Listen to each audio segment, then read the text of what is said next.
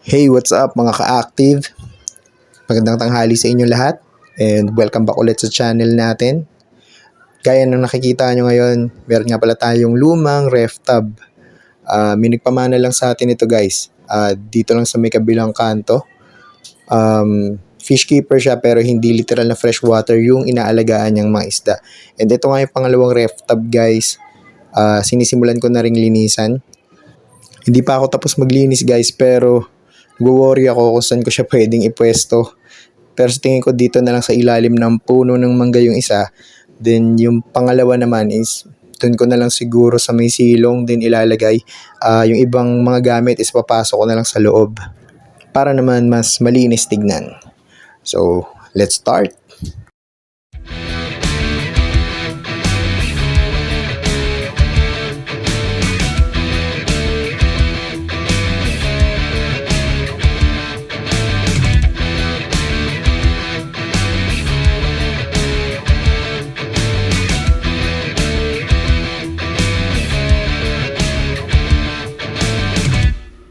Bali ngayon pa lang pala tayo magsisimula guys ng pagtatapal. Katatapos ko lang din gumupit ng ilang piraso ng plastic para gamiting pangtapal dun sa mga butas na ref tub na to. Last week hindi ko nasimulan yung pagtatapal dahil grabe yung ulan. Baka maging useless lang yung paglalagay natin ng pandikit at saka nung finishing na sealant. Kaya hindi ko muna ginawa. Swerte natin ngayon, no? Maganda yung araw. Kaya yun, dito ko muna tinutok. Once na matapalan ko yung ilang part, dito ko lang talaga sila itututok para mas mabilad sa sikat ng araw at mas madaling matuyo yung nilagay nating pandikit. Pero kung hindi man papala rin na hindi talaga kayang matapos ngayon, siguro yung continuation na lang sa long weekend. Doon ko na lang siguro tatapusin yung pagtatapal nito. And at the same time, yung paggawa ng cover. Good morning guys. Sinisimulan ko na nga pala ngayon yung pagtatapal. Naalala ko nga pala tong aquarium na to kaya nilinis ko kagad. Actually, nagkaroon ulit kasi ng bagong leak itong aquarium na to. Ito yung unang tapal niya na nagkaroon ulit ng leak. Then pangalawa, yung mas malapad guys, yung nasa ibaba, ayun. Grabe, end to end point yung ano nito, yung crack. Then silipin naman natin yung ref tub guys. Tinapalan ko kanina. Ngayon, binibilad ko na lang sa araw para mas matuyo pa yung nilagay kong sealant. So nasa ano to? Siguro siyam yung kailangan tapalan pero ngayon all goods naman na. While dito naman sa kabila is mga nasa 7 or 8 pero meron siyang main hole na hinahanap ko kung nasaan dahil yun yung may pinakamalakas na tagas talaga. Tingin ko mukhang aabutin pa to ng hanggang bukas para lang matuyo dahil ayan hindi ganon katirik yung araw natin ngayon dahil nag-uulan-ulan pa rin and hopefully bukas maganda yung result. Then ito na yung pangalawang ref tub natin guys. Ayan, binabad ko na sa sikat ng araw and hopefully matuyo na siya mamaya. Actually nagdagdag pa ulit ako ng panibagong tapal para lang mas secure na sarado talaga yung ibang naging butas niya. And habang naantay ko matuyo ito guys, gagawa muna ako ngayon ng top cover. Ayan, and nag-ready na rin ako dito ng ilang retaso ng kawayan at saka ng itak para makagawa na ako ng baseline. Bali sinukat ko na lang to guys base sa haba ng ref tub at saka sa lapad niya. Then yung kapal ng kahoy naman is hinati ko sa 3. Yung pinakasukat naman nitong kawayan na to guys is sobrado na. Baga naglagay na ako ng allowance para sigurado yung sukat niya na mas tatakip doon sa mismong ref tub. Then ayun, nung nahati ko yung kawayan, pinakinis ko lang para once na matahi ko yung net doon sa kawayan is hindi naman tayo masalugsog o masugatan. Then ito yung pinaka frame guys. Yan. Yan, yun yung pinaka actual niya na haba. Ito na yung kapal. Then ito naman yung ilalagay ko dito sa may bandang gitna. Ayan. And nilatag ko na rin ngayon guys yung net. Ayan. And gamit to guys, napansin ko kasi na makapal yung lubid. So tatastasin ko lang to para mapag-iwa-iwalay dahil meron naman siyang tatlong loop na magkakadikit. So tatanggalin ko lang yun. Then yun yung gagamitin kong pantahi. And sa wakas natapos din tayo. Inabot din ako ng nasa 30 to 40 minutes din. Tansyahan lang. Then ginawa ko na lang ng extension yung magkabilang haba niya dahil ang laki ng uwang eh. Ayan. And so far, maganda naman yung naging resulta. Ayan, meron na tayong top cover. And guys, update lang ulit tayo dito sa pangalawang ref tab natin na merong divider. Ayun, nakita ko na kung nasaan yung pinaka leak niya. So ito, tinastas ko muna yung pinaka foam sa ilalim. Then, ayun nga, nakita ko yung tinapalan ko ng sealant. May isa ditong may butas pa and at the same time itong nasa kabilang gilid.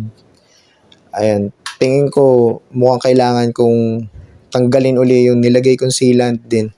Tapalan ko ng mas pulido. Yun yung nakikita ko kasi mukhang useless kahit na kapalan ko ng kapalan to. Lulusot at lulusot yung tubig. Tingin ko nasa may pinakagitna dahil wala nang ibang dinadaanan pa yung tubig nung nakita ko yung tulo kanina. Itong side nga pala na to is plano ko naman lagyan ng garden shed para hindi ganun ka-expose sa mga predator yung mga alaga ko. And at the same time, sa sobrang init at tuloy-tuloy na pag-ulan dahil open area siya. Bali, dalawang shed yung ilalagay ko guys. Yung isa is nakabit ko na and ito naman yung susunod kong papalitan. Dahil dito ko ipupwesto yung isang ref tab. Ito yung itsura niya guys. Yan, tara silipin natin. Yan. So yan, hindi ganun pe-penetrate yung ulan. So maganda siyang stopper. Kaya mag-provide ng enough light. At the same time, enough air. Ayan, so well ventilated na tong area na to. I think hindi na din to papasukin ng ibon and may konti lang akong aayusin dahil ayun nga, nanganak yung ibang strain natin. Good morning ulit guys. So last day na ngayon dahil babalik na ako ng Manila mamaya. Ayun, yun nga lang. Kung di talaga ako papalarin para dun sa pangalawang ref tab natin na mas malaki dahil na-check ko siya kanina. Ayun, may tulo pa rin. And I think meron ako kailangang kalasin dito na part para makita ko kung anong itsura nung mismong hole na yun. So, pakita ko sa inyo guys kung saan banda yung tulo pa rin niya. Kuha lang tayo ng, I think, mga dalawang tabo nito is okay na. Ayan. Then, yung tubig kasi guys, dito dumadaan. So, nasa ilalim. Mukhang may tube type siya dito. Ayan, dito dumadaan yung tubig. Diyan siya nagkakatulo. So, useless din. Hindi rin mapupuno, no? For the meantime, itatabi ko na lang muna to. Then, re-remedyohan ko na lang sa susunod na pag-uwi ko. And sa ngayon, dahil gusto ko magamit tong isang ref tab, ayan, nag-ready ako guys ng isang hair algae. Ang pinaka-purpose ko naman dito guys is plano ko tong pakapitin sa lahat ng parts na nilagyan ko ng sealant. Ayan, para magkaroon ng initial algae yung tab na to. Ang napansin ko lang kasi na nung natuyo yung sealant na nilagay ko, masyadong madulas yung texture niya. So, hindi ako sure kung ano bang chemical content meron yun na once na nilagyan na natin to ng tubig, posibleng maka-apekto pa sa water condition. So, para lang magkaroon ng initial algae na tutubo kaagad. Ito lang yung naisip ko na way. Disclaimer lang guys, trial pa lang po itong ginagawa ko na to. Malalaman ko yung result sa mga susunod na weeks and months. Ayan, malalaman ko kung kayang-kaya nga bang pigilan ng algae yung chemical content ng sealant na in-apply ko sa tab na to. Antayin ko na lang itong matuyo guys, then mamaya-maya lang is lalagyan ko na ng tubig para magamit ko na at ma-release ko na yung mga molly fry. ito na yung update natin guys sa ref tab natin. So dito ko na to ipupwesto na may saktong tama lang ng liwanag ng araw and init, and hindi na rin magpe-penetrate basta yung ulan dito dahil yun pinalitan na natin ng garden shed. So well ventilated na rin to. And ayun, sinisimulan ko na rin ngayon guys yung paglalagay ng tubig sa ref tab. Yung tubig nga pala na gamit ko is halo siya, stock water and yung tubig ulan. And next naman yung aqua plant natin. Bali guppy grass yung ilalagay ko dito, and meron pa naman akong hornwort. I think mukhang ideal din to, no? Mas makakapag-spread sila dahil maluwag-luwag yung space.